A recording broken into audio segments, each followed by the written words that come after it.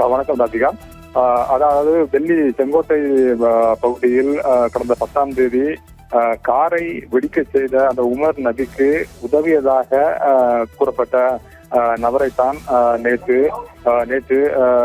NIA கைது செய்திருந்தது. தேசிய புலனாய்வு முகமையானது கைது செய்திருந்தது. இந்த நிலையில் தான் அவருக்கு 10 நாட்கள் காவலில் வைத்து விசாரிக்க என்ஐஏக்கு டெல்லி நீதிமன்றமானது தற்பொழுது அனுமதி வழங்கியிருக்கின்றது. அந்த செங்கோட்டை பயங்கரவாத தாக்குதலை நடத்த அந்த தற்கொலை முயற்சி செய்ததாக சதி செய்த அந்த காஷ்மீர் குடியிருப்பாளரை தேசிய புலனாய்வு நிறுவனமானது கைது செய்திருக்கின்றது.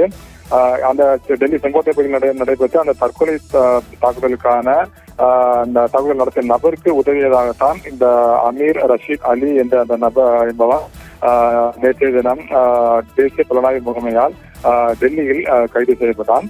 ஜம்மு காஷ்மீரின் நமக்களே பார்த்தது போல ஜம்மு காஷ்மீரின் ஜாம்பூரில் உள்ள சம்பூராவில் வசிப்பவன் இந்த டெல்லியில் செங்கோட்டை பகுதியில் நடைபெற்ற அந்த கார் வெடித்த சம்பவத்தில் அந்த காரை வெடிக்க செய்த உமர் நபியுடன் பயங்கரவாத தாக்குதலை நடத்த சதி செய்ததாகத்தான் இந்த என்ஐஏ விசாரணையில் தெரிய வந்திருக்கிறது. ரஷீத் அலியும் சேர்ந்து சதி செய்ததாக விசாரணையில் தெரிய வந்திருக்கின்றது. குண்டுவெடிப்புக்கு பயன்படுத்தப்பட்ட அந்த காரை வாங்குவதற்காகத்தான் அமீர் ஜம்மு காஷ்மீரில் இருந்து டெல்லிக்கு வந்ததாகவும் என்ஐஏ தரப்பில் தெரிவிக்கப்பட்டிருக்கின்றது.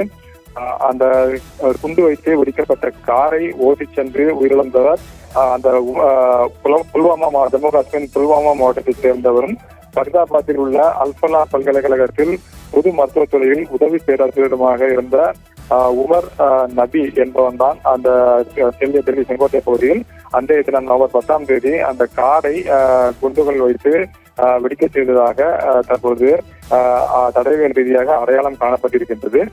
அந்த உமர் நபிக்கு சொந்தமான மற்றொரு வாகனத்தையும் என்ஐஏ தேசிய புலனாய்வு முகமையானது பறிமுதல் செய்திருக்கின்றது. நான் குறிப்பிட்டது போல அந்த நவம்பர் 10ஆம் தேதி தேசிய தலைநகரை உருக்கிய அந்த குண்டு வெடிப்பில் காயமடைந்தவர்கள் உட்பட 203 சாட்சிகளை தேசிய புலனாய்வு முகமையானது இதுவரையில்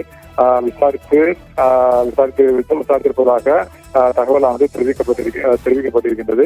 இந்த நிலையில் தான் இந்த டெல்லி செங்கோட்டை பகுதியில் நவம்பர் 10ஆம் தேதி அந்த கார் வெடிக்க செய்யப்பட்டது. குண்டுகள் வைத்து காரானது வெடிக்க செய்யப்பட்டது. அதற்கு காரணமாக இருந்த உமர் நபி அவன் தான் அந்த காரை ஓட்டி சென்றதாக தெரிவிக்கப்படுகிறது. அந்த உமர் நபிக்கு உதவியதாகத்தான் இந்த ரஷீத் அலி கைது செய்யப்பட்டு இதே தினம் தற்பொழுது டெல்லியில் இருக்கக்கூடிய பாட்டியா நீதிமன்றத்தில் ஆஜர்படுத்தப்பட்டு தற்பொழுது அவனை 10 நாட்கள் காவலில் எடுத்து விசாரிக்க என்ஐஏ புலனாய்வு நீதிமன்றமானது அனுமதி அளித்து உத்தரவு பிறப்பித்திருக்கின்றது. ராதிகா.